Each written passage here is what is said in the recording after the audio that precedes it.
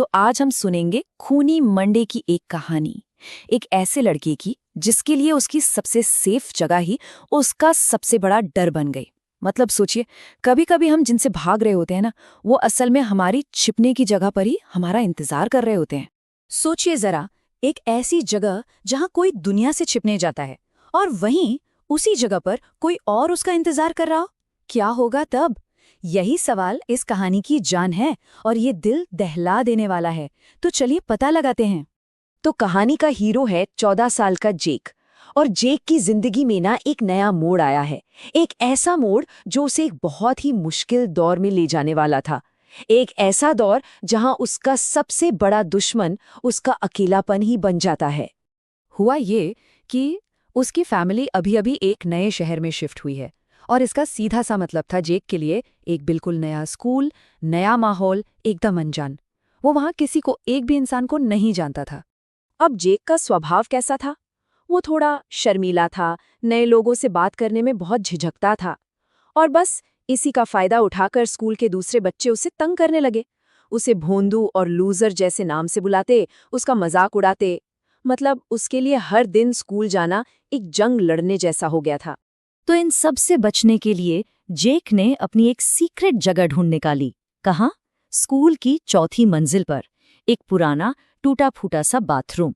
वो जगह इतनी खराब हालत में थी ना कि वहां कोई आता जाता ही नहीं था और बस यही जेक के लिए दुनिया का सबसे सेफ कोना बन गया। लेकिन जेक की ये सेफ जगह ज्यादा दिनों तक महफूज नहीं रह पाई, क्योंकि बहुत जल्द इसी जगह से कुछ ऐसा शुरू होने वाला था जो उसकी जिंदगी को हमेशा हमेशा के लिए बदल कर रख देता। तो हुआ यूं कि एक दिन लंच ब्रेक में जेक उसी बाथरूम में छिपा हुआ था कि अचानक उसे किसी के अंदर आने की आहट सुनाई दी। वो डर गया। उसने घबराकर दरवाजे के नीचे से झांका तो उसे किसी के फटे पुराने जूते और पैर दिखे और साथ में ना एक गुरानी जैसी आवाज भी आ रही थी, जैसे कोई बहुत गुस्से में हो। थोड़ी देर बाद जब सब शांत हो गया तो जेक ने हिम्मत जुटाई और दरवाजा खोला। बाहर कोई नहीं था, सब खाली। पर जैसे ही उसकी नजर सामने वाले आईने पर पड़ी, उसकी रूह कांप गई। आईने में ठीक उसके पीछे एक बूढ़ा आदमी खड़ा था और वो उसे देखकर एक बहुत ही भयानक तरीके से मुस्कुरा रहा था। जेक ने पलट कर देखा, पर असल में वहां कोई नहीं था। और ये डर सिर्फ उस बाथरूम तक ही नहीं रुका। नहीं, उसी दिन जब स्कूल खत्म हुआ तो जेक ने उसी बूढ़े आदमी को चौथी मंजिल की बालकनी से अपनी तरफ हाथ हिलाते हुए देखा और उसके चेहरे पर वही खौफनाक मुस्कान थी। तो अब कहानी एक ऐसे मोड़ पर पहुंचती है जहां ये डरावना साया सिर्फ दिखने वाला नहीं था। नहीं, अब वो असर करने लगा था और ये असर धीरे धीरे एक बहुत ही खतरनाक और हिंसक कब्जे में बदल रहा था। अगले दिन क्लास चल रही थी। जेक एक सवाल का जवाब देने के लिए खड़ा हुआ और तभी उसकी नजर टीचर के ठीक पीछे गई। वही बूढ़ा आदमी मुस्कुराता हुआ खड़ा था। जेक डर के मारे जोर से चिल्लाया, मैम, आपके पीछे कोई है? पर वो आदमी सिर्फ जेक को ही दिख रहा था। क्लास में सबको लगा कि वो कोई मजाक कर रहा है। तो उसे सजा मिली और जब सब बच्चे उस पर हंस रहे थे ना, तभी जेक को एक आवाज सुनाई दी। कोई उसके कान में फुसफुसा रहा था, मारो उसे, तुम्हें उसे मारना चाहिए। ये वो आत्मा थी जो अब जेक के अकेलेपन और उसके अंदर के गुस्से का फायदा उठा रही थी। और फिर, बस फिर क्या था? जेक का खुद पर से कंट्रोल पूरी तरह खत्म हो गया। उस आवाज के असर में आकर उसने एक ही पल में क्रिस नाम के एक लड़के की आंखों में अपनी उंगलियां घुसा दी। उसे फौरन प्रिंसिपल के पास ले जाया गया तो उसने प्रिंसिपल का ही गला घोटने की कोशिश शुरू कर दी। साफ था, वो अब जेक नहीं था, वो किसी और के कब्जे में था। जब प्रिंसिपल के असिस्टेंट ने जैसे तैसे जेक को पीछे धकेला तो जेक ने कोई रिएक्शन नहीं दिया, कुछ भी नहीं, बल्कि वो एक बहुत ही अजीब, एक गैर इंसानी तरीके से हंसने लगा।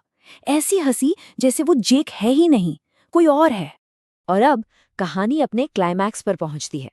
वो मोड़ जहां जेक और उस आत्मा का आमना सामना होता है, एक सीधा फिजिकल टकराव। प्रिंसिपल ने घबराकर जेक को एक स्टोर रूम में बंद कर दिया, लेकिन ज्यादा देर तक नहीं। कुछ ही देर बाद एक जोरदार धमाके की आवाज आई। जेक, जो अब पूरी तरह से उस आत्मा के कब्जे में था, स्टोर रूम का लकड़ी का दरवाजा तोड़कर बाहर निकल आया था और वो सीधा उसी खौफनाक चौथी मंजिल की तरफ जा रहा था। जब तक जेक के पापा और प्रिंसिपल चौथी मंजिल पर पहुंचे, तब तक बहुत देर हो चुकी थी। उन्होंने जो मंजर देखा वो दिल दहला देने वाला था। जेक, उसका आधा शरीर बाथरूम के शीशे के अंदर धंसा हुआ था और वही बूढ़ा आदमी उसे खींच रहा था, पूरी तरह से अपनी दुनिया में। ये देखते ही जेक के पापा दौड़े। उन्होंने अपनी पूरी पूरी ताकत लगा दी और जेक को उस आईने से बाहर खींच लिया। बस एक पल की देरी होती और वो अपने बेटे को हमेशा के लिए खो देते। जेक बेहोश था और उसके शरीर पर कांच के खरोंचे नहीं थीं, बल्कि किसी के नाखूनों के गहरे निशान थे। तो सवाल ये है कि आखिर ये खौफनाक बूढ़ा आदमी था कौन? और वो जेक जैसे अकेले और कमजोर बच्चों को ही अपना निशाना क्यों बना रहा था? अब इस कहानी के पीछे की भयानक सच्चाई सामने आने वाली थी। ये राज खोला स्कूल के प्रिंसिपल के असिस्टेंट ने। उन्होंने बताया कि करीब 2 साल पहले की बात है। रॉजा नाम का एक प्रिंसिपल था। उसे चौथी मंजिल के उसी बाथरूम में बच्चों को मारकर उनका मांस खाते हुए पकड़ा गया था। पुलिस ने उसे वहीं मौके पर ही मार गिरा दिया था और तब से उसकी वो हिंसक आत्मा उसी बाथरूम में कैद हो गई थी। तो इस खौफनाक घटना के बाद उस पूरी चौथी मंजिल की आध्यात्मिक सफाई करवाई गई। उस बाथरूम को हमेशा हमेशा के लिए सील कर दिया गया। और हाँ, जेक के परिवार ने भी फौरन उसका स्कूल बदल दिया। जेक उस स्कूल से तो बच निकला, लेकिन जो खौफ उसने वहां महसूस किया, क्या वो यादें कभी सच में उसका पीछा छोड़ेंगी? कहते हैं ना, शरीर के जख्म तो भर जाते हैं पर दिमाग पर लगी चोटें वो अक्सर हमेशा के लिए रह जाती हैं। ये एक ऐसा सवाल है जो वाकई सोचने पर मजबूर कर देता है।